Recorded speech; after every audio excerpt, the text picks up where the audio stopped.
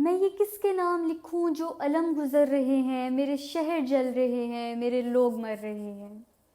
السلام علیکم، میں ہوں مناہل رانا اور آپ دیکھ رہے ہیں آواز۔ ناظرین، دین کے ٹھیکیدار ایک بار پھر اپنے گھروں سے باہر نکل چکے ہیں۔ ابھی 2 دن پہلے یوم آزادی منائی جا رہی تھی، باجے بجا کر، بائک کے سلنسر اتار کر بھرپور جشن کا اظہار کیا جا رہا تھا۔ مگر جو کام کی بات ہے، جو اہم سبق ہے اس آزادی کو لے کر، جناح کے پاکستان کو لے کر، اسے تو ہم نے مکمل طور پر اگنور کر دیا ہے، جس طرح ہمارے سے کوئی تعلق واسطہ ہے ہی نہیں۔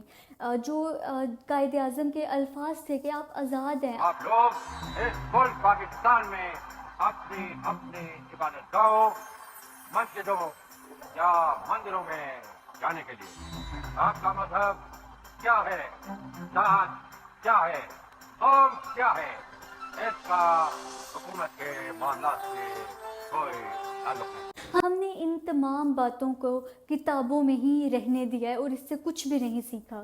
فلسطین میں، بھارت میں، کشمیر میں، جہاں کہیں بھی مسلمانوں پر ظلم ہوتا ہے، ہمارا مین سٹریم میڈیا اس کو کور کرنے کے لیے پیش ہوتا ہے۔ مگر حال ہی میں جو جرانوالا میں واقعہ ہوا ہے، وہاں پر مین سٹریم میڈیا خاموش کیوں تھا؟ آلریڈی آٹے میں نمک کے برابر یہاں مائنورٹیز موجود ہیں، یعنی کہ 3 to 4% ریشو مائنورٹیز کی ہے، باقی 96 to 97% میجورٹی مسلم کی پاپولیشن ہے۔ مگر یہ جو 3 to 4% مائنورٹیز کی پاپولیشن ہے، ہم ان کو بھی انفارچونیٹلی سکون سے زندگی بسر پاکستان میں نہیں کرنے دے رہے۔ اب یہ ویڈیو دیکھیں، پھر اس کے بعد اس پر مزید بات کرتے ہیں۔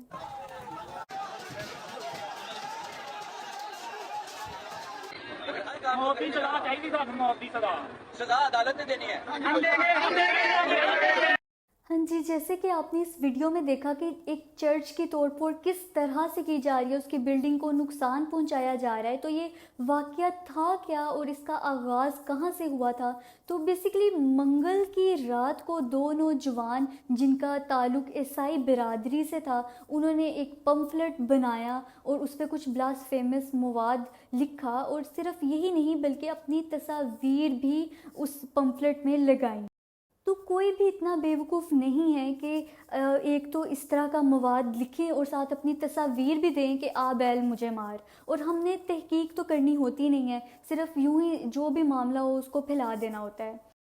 چلو مان لیتے ہیں کہ یہ کہانی سچ ہے، مگر کیا یہ بات جائز ہے کہ آپ 2 لوگوں کے لیے پوری کمیونٹی کو خطرے میں ڈال رہے ہو، آگ لگا رہے ہو، لوٹ مار کر رہے ہو؟ اس سے صرف یہی ظاہر ہے کہ آپ اپنے اندر کی فرسٹریشن کو نکال رہے ہو، اس سے آپ کوئی اسلام کا تحفظ نہیں کر رہے۔ اطلاعات کے مطابق اب تک یہ ایکسٹریمسٹ 6 سے 8 چرچز تباہ کر چکے ہیں، بائبل کی یہ توہین کر رہے ہیں۔ نعوذ باللہ، اگر کوئی قرآن پاک کی توہین کرتا ہے اور آپ بدلے میں بائبل کی توہین کر رہے ہو، تو آپ میں اور اس میں کیا فرق ہے؟ صرف یہی نہیں، پھر آپ ان کی قبرستان پر حملہ کر رہے ہو، 15 سے 17 گھر ان کے تباہ ہو چکے ہیں، آگ لگائی جا رہی ہے ان میں، اور آپ یہ بھول رہے ہو کہ اسلامی ریاست میں غیر مسلمانوں کی جو جان اور مال کا تحفظ ہے وہ آپ کی ذمہ داری ہے۔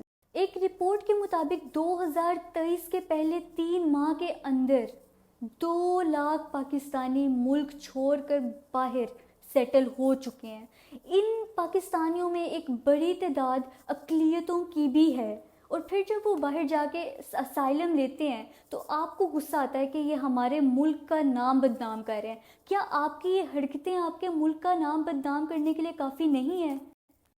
اگر ہم چاہتے ہیں کہ آنے والی نسلیں پرتشدد نظریات سے محفوظ رہیں اور ترقی پسند نظریات رکھیں، تو ہمیں یہ سوچ جڑ سے ختم کرنی ہوگی۔ بچوں کو بتانے کی ضرورت ہے کہ جو امن کی بات کرے، جو تعلیم کی بات کرے، جو سائنس کی بات کرے، وہ آپ کے ہیروز ہیں۔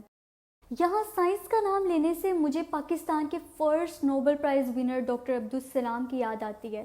ڈاکٹر عبدالسلام جو کہ ایک مائنورٹی گروپ سے تعلق رکھتے تھے، ان کے ساتھ ہم نے ایز اے نیشن کیا کیا ہے؟ 2020 میں ایک ویڈیو وائرل ہوئی تھی جس میں گجرانوالا میں چند نوجوانوں نے ان کے پوسٹر پہ سیاہی مل دی تھی۔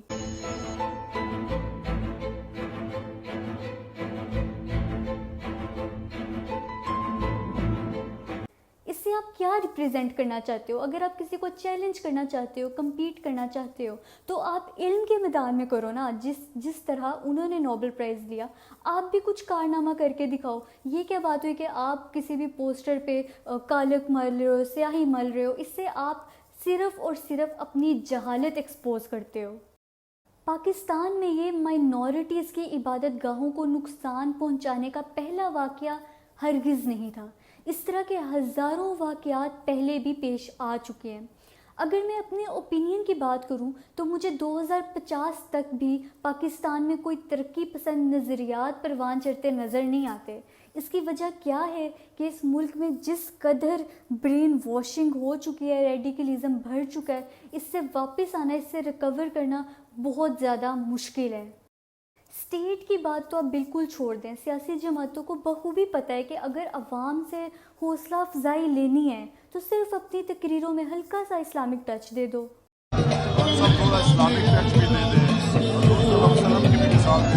بہرحال جرانوالا واقعے کے حوالے سے کافی سیاسی رہنماؤں نے اس کی مذمت کی ہے, اسے کنڈیم کیا ہے, جن میں رانا ثناء اللہ, بلاول بھٹو زرداری بھی شامل ہیں. مگر یاد رہے کہ اب صرف کنڈیم کرنے سے یہ معاملہ حل نہیں ہوگا, بلکہ ضرورت اس بات کی ہے کہ ایکشن لیا جائے. اور میں اپنی بات کو سید مزمل شاہ کے ان الفاظ سے انجام تک پہنچاتی ہوں کہ and those who are confused whether to stay or to leave, you must leave.